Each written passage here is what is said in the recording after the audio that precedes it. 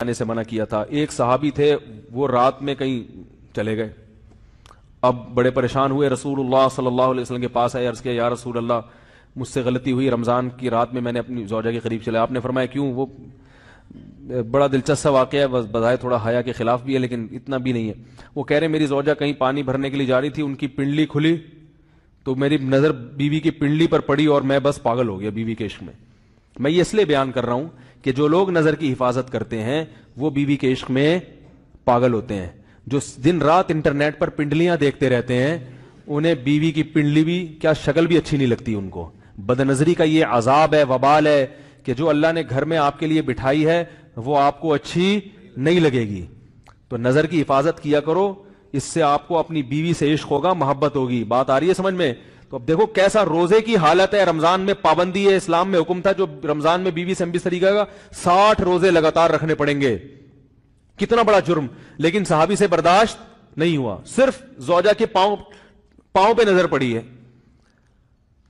تو وہ کیسے بیوی سے محبت کرتے ہوں گے، اور وہ بیوی کے بغیر رہ سکتے ہوں گے؟ اور آج لوگوں کے فون آتے ہیں ہماری بیگم جس دن میکے جاتی ہے اتنی خوشی ہے، ایسا اچھا سا فیل ہوتا ہے، ایسا عجیب سا محسوس ہو رہا ہوتا ہے جیسے آزاد ہو گئے۔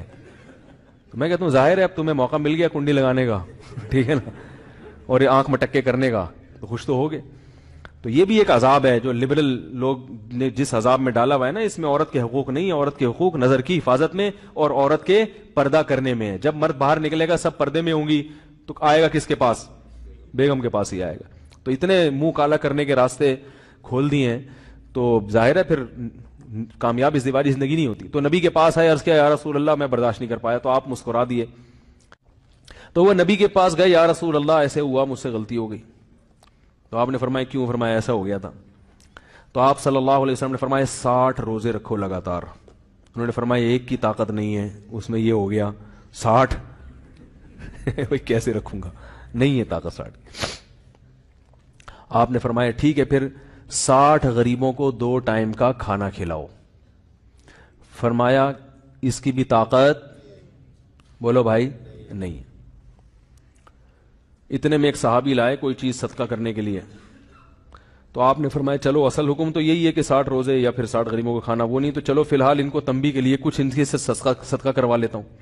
فرمایا چلو یہ فلاں خیرات کی ایک چیز لے کر آئے ہیں، تم یہ لے کے غریبوں میں بانٹ دو۔ انہوں نے فرمایا مجھ سے زیادہ غریب پورے مدینہ میں بھائی کوئی بھی نہیں۔ آپ صلی اللہ علیہ وسلم مسکرانے لگے، فرمایا جاؤ کھاؤ اور بچوں کو کھلاؤ۔ واہ بھائی غلطی بھی ہوئی اور گھر میں راشن بھی آ گیا۔ تو اس کے بعد قرآن کی آیت نازل ہوئی کہ احل لکم لیلۃ الصیام الرفث الی نسائکم ہن لباس لکم وانتم لباس لہن علم اللہ انکم کنتم تختانون انفسکم فتاب علیکم وعفى عنکم فالآن باشروہن وابتغوا ما کتب اللہ لکم۔